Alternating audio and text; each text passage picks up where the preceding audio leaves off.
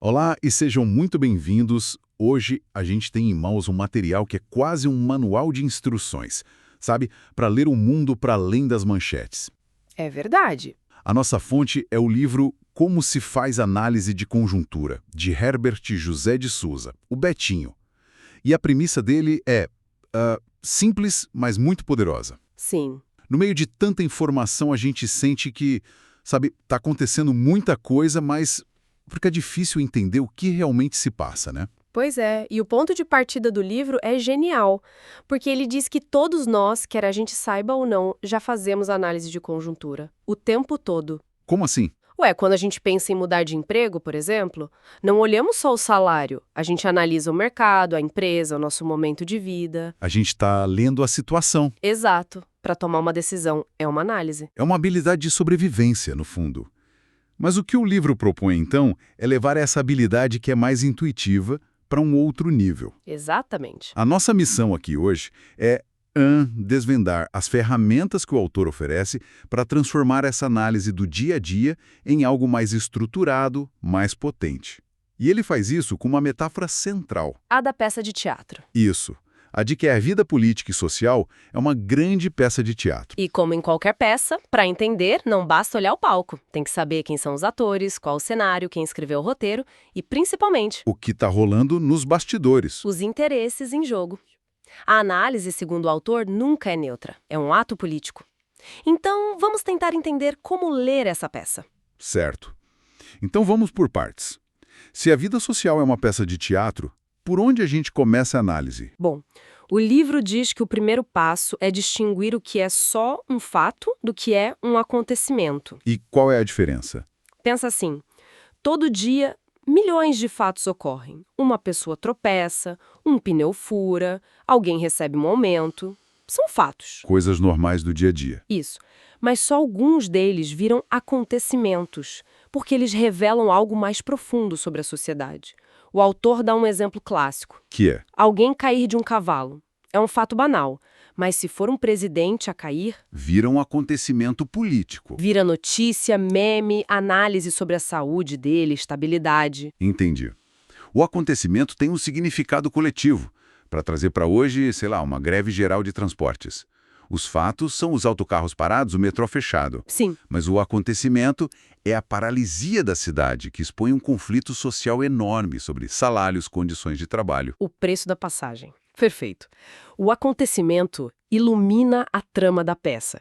E essa trama, claro, precisa de um lugar para acontecer. O que nos leva ao que o livro chama de cenários. Exato. O palco. Mas não é só um lugar físico, é. De jeito nenhum. No nosso exemplo da greve, o cenário óbvio é a rua vazia, os piquetes, mas a ação também acontece em outros lugares. Ah, tipo nos gabinetes, onde eles negociam? Nos gabinetes, nos estúdios de TV, onde o debate público é moldado, nas redes sociais. A batalha pela opinião pública. E aqui está o ponto crucial. A capacidade de escolher ou de mudar o cenário é uma fonte de poder imensa. Como assim? Se um governo consegue tirar a discussão da rua e levar para uma comissão fechada no parlamento, ele já está jogando no campo dele, com as regras dele. Entendi.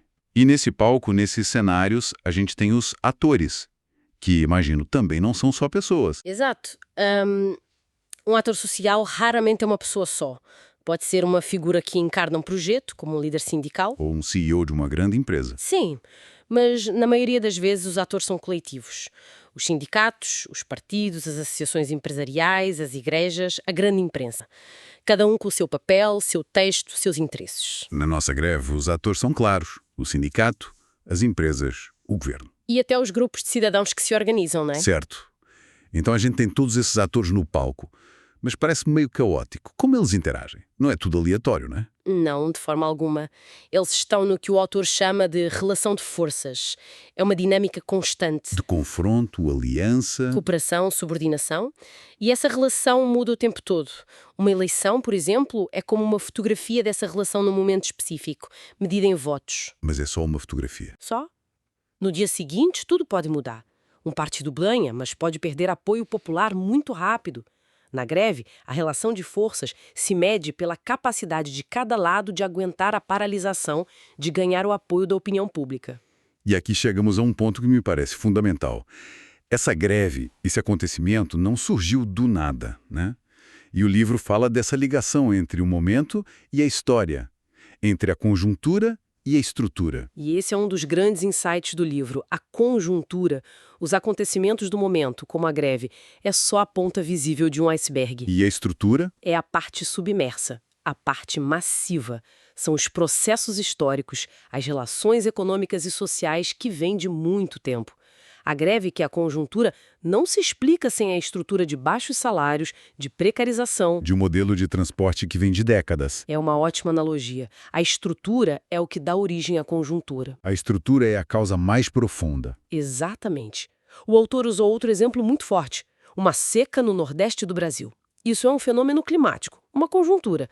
Mas a fome que ela provoca só se entende pela estrutura de concentração de terra e de água que existe há séculos. Isso, a seca é o gatilho, Isso. mas a estrutura é a arma que já estava carregada. Certo. Então já temos as ferramentas para analisar a peça.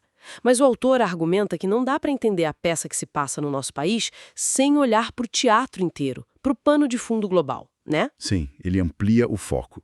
E aí ele fala do que chama de sistema do capital mundial. Nome tanto. A ideia não é que esse sistema determine tudo, como um titereiro, mas ele condiciona, ele limita, ele influencia profundamente o que pode acontecer dentro de cada país. E quem são os protagonistas desse sistema? A ponta de lança são as empresas transnacionais. E a lógica delas é bem diferente da lógica de uma nação. Completamente diferente. A lógica de uma transnacional é maximizar o lucro a nível global. Não é necessariamente atender às necessidades da sociedade brasileira ou argentina ou nigeriana. O capital não tem pátria. Não tem. Já as nações, por definição, precisam organizar respostas para suas necessidades locais. Saúde, educação. E aí nasce uma tensão fundamental. O livro dá algum exemplo concreto para a gente conseguir visualizar esse sistema gigante? Sim, e é um exemplo muito bom. Ele mostra que o capital mundial não é só a soma de algumas empresas gigantes. É um sistema produtivo integrado.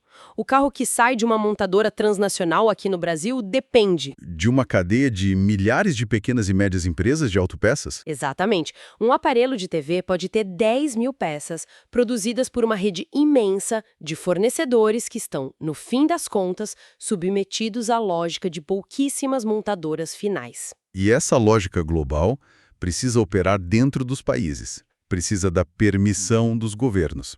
É aí que entra a ideia de um Estado transnacionalizado. Precisamente. Se a gente voltar para a metáfora do teatro, o que o livro sugere é que o Estado deixa de ser só mais um ator em cena. E ele vira o quê? Ele assume cada vez mais o papel de diretor de palco, sabe? Trabalhando nos bastidores para garantir que a peça, cujo roteiro é cada vez mais global, aconteça sem problemas. E que forma tem esse Estado que virou diretor de palco? O livro descreve uma transformação profunda. O Estado se torna mais centralizado no executivo, mais tecnocrático e muitas vezes mais repressivo. A clássica divisão de poderes enfraquece. Sim, executivo, legislativo, judiciário. E isso perde força. O autor cita o exemplo do Brasil pós-64, em que o executivo passou a legislar por decreto, colocando o parlamento de lado. E o Estado passa a servir uma lógica que não é primariamente nacional. É isso. O que gera uma crise de legitimidade gigantesca se o Estado não serve, em primeiro lugar, aos interesses da sua nação. A quem ele serve? A pergunta fica no ar. Exatamente. E é por isso, segundo o autor, que a proposta de nacionalizar o Estado, de reconectá-lo com os interesses populares, se torna uma questão política central e nova. Porque essa desconexão gera resistência. Gera, inevitavelmente. Então, se o sistema gera essas tensões e perde legitimidade, como é que ele se mantém? O livro fala de mecanismos de controle que muitas vezes a gente nem percebe. Sim, e são muito mais sofisticados que a simples repressão. O primeiro, claro, é a coerção econômica. Controlo pelo salário, pela necessidade de trabalhar para pagar as contas. Isso. Depois vem a organização social, em que o Estado define as regras do jogo. O que pode e o que não pode existir como organização, como se pode fazer uma greve. Mas os mais fascinantes talvez sejam os mecanismos ideológicos, os que atuam na nossa cabeça. Sem dúvida. O livro destaca dois que são poderosíssimos: a resignação E o medo? Resignação. A resignação é a mais eficiente de todas as armas de controle. É quando a vítima se torna sua própria carcereira. É a pessoa que aceita a miséria ou a injustiça como algo inevitável. Como vontade de Deus ou as coisas são assim mesmo? Exatamente. É um pensamento assustador. A ideia de que o controle mais eficaz é quando as pessoas se policiam a si mesmas. Faz a gente questionar quanto do que aceitamos como normal é, na verdade, uma forma dessa resignação. E depois temos o medo. O medo funciona diferente. Ele paralisa pela criação de um inimigo, de um perigo. Um regime que se baseia no medo precisa estar sempre inventando ameaças para se justificar. O medo funciona como um botão de pausa para a sociedade. Isso. Mas ao contrário da resignação, quando o inimigo some ou se revela uma farsa, a ação pode voltar com muita força. E, por fim, o mecanismo que talvez seja o mais central na nossa era: o controle da informação. Talvez o mais eficiente de todos. O controle sobre as grandes redes de TV, rádio, jornais permite produzir e difundir uma versão da realidade que favorece os grupos dominantes. Não há um controle público sobre o que é noticiado. E como é noticiado? O livro chega a mencionar como, em certos períodos, até as estatísticas oficiais, como as do IBGE, podem ser postas em causa, virando armas políticas. Informação não é só conhecimento, é poder. Então, no fim das contas, o que tudo isso significa? Ao revermos essas ideias do Betinho, fica claro que a análise de conjuntura não é só ler notícia. É um exercício de profundidade. É procurar o fio condutor por trás dos acontecimentos. É identificar os atores, os cenários e, o mais difícil, as estruturas submersas que moldam o nosso presente. E é crucial lembrar o ponto de partida dele, né? Sempre. A análise nunca é neutra. É sempre feita a partir de um lugar, de uma perspectiva. Podemos ler os acontecimentos do ponto de vista do poder para gerir a crise e manter o sistema. Ou podemos ler, como ele propõe, do ponto de vista dos movimentos populares. Usando a análise como uma ferramenta para transformar a realidade. Exato. E o livro, de forma muito coerente, termina com uma sugestão bem prática de como os grupos podem fazer essa análise de forma coletiva.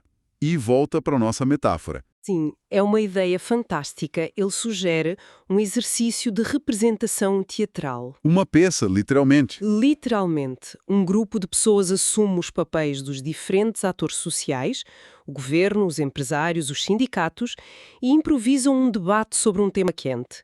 E nessa improvisação se revelam as forças, as alianças, as ideologias. E o nível de conhecimento que as pessoas têm da realidade. É uma forma de tomar consciência da peça em que todos nós estamos atuando. Exatamente. O que nos deixa com uma reflexão final bem provocadora. Se a gente fosse hoje encenar uma peça sobre as grandes questões do nosso tempo, a crise climática, a desigualdade, a desinformação, quem seriam os atores principais no palco?